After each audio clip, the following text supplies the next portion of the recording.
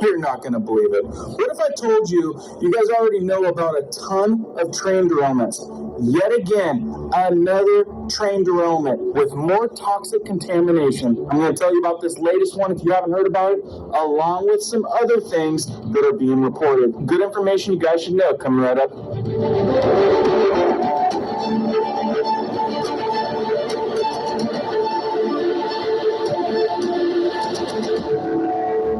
If you guys are brand new here, welcome to our awesome community where we do prepping tips, emergency preparedness how-tos, and we deliver news that could affect you. If you guys find value in that, please hit the notification bell so you guys can stay up to date. Let's jump into this one. West Virginia train derailment injures 3. Rock slide causes fury, diesel fuel, and oil spill. Look, guys, smoke fills the sky after another empty CSX coal train hit by a rock slide along the tracks in a remote area just south of Sandstone, West Virginia, causing a fury derailment on Wednesday, which is today, me uploading this video. I mean, look at these images. The lead locomotive, which carried a conductor, an engineer, and an engineer trainee, caught fire, and the crew members were being evacuated and treated for non-life-threatening injuries, CSX said Wednesday. 4 locomotives and 22 empty cars derailed in Summers County, West Virginia, near the New River, according to CSX. Here's one of the big problems: more diesel and contaminants flowing into a river. So really, they say this thing came around a corner. Apparently there's a rock slide that comes off the hill.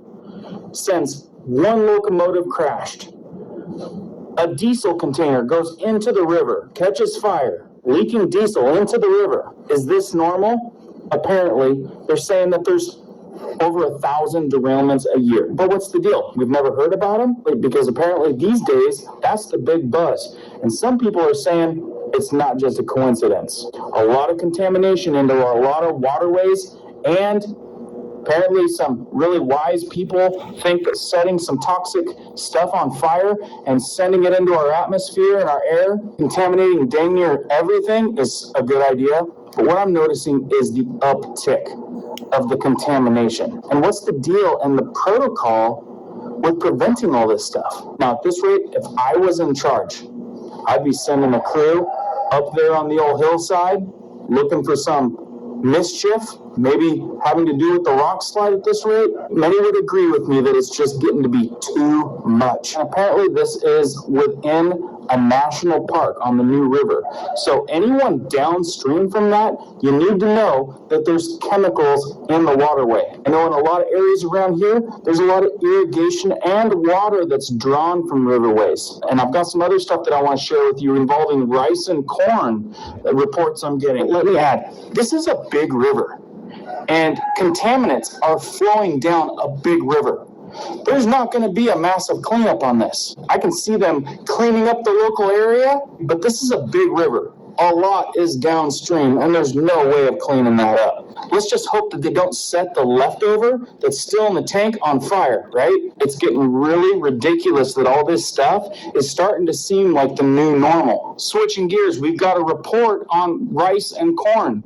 Voice of Truth writes in 2 perfect examples of the status of the food supply: corn and rice. These 2 are major staples of every diet around the world, not only for humans, but for feed and livestock also. Very true. Yesterday, on the 3rd of March this year, I stopped at the local Walmart for the first time in weeks. The rice aisle was gone! Exclamations. There is a 4-foot section dedicated to rice. Most was the boxed varieties. They used to dedicate almost 20 feet just for rice. At the front of where there were 2 pallets with some funky looking brand I've never heard of before. And canned corn was barely existent to me. It looks like the supermarkets are just filling the shelves with crap and odd brands. Something big is coming. And we've been getting a lot of reports like that. People are seeing stuff they've never seen before. People are seeing empty spots, along with crazy inflation.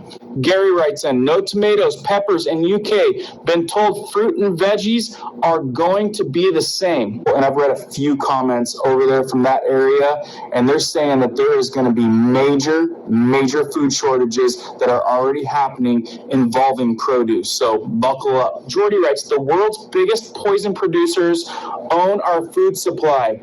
Monsanto. Research them if you do not believe me. I'll definitely research that. If you guys missed this video right here, it kind of goes along with that. Sheila writes in, they're doing more than this. It's nefarious. There were no little chicks at our local feed store.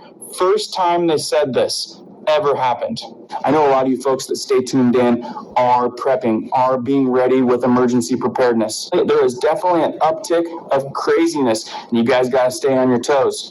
In fact, I think there was another derailment in Oklahoma. I think in some of these situations, they're doing something to cover up the truth on what's really going on. I mean, there was even a derailment in Texas 2 days ago. It sounded like there is more than one derailment a day these days. Crazy times. Stay on your toes. Stay up to date, guys. I'll give you guys more information as I know it. Keep repping, keep learning, keep doing. We'll see you on the next one.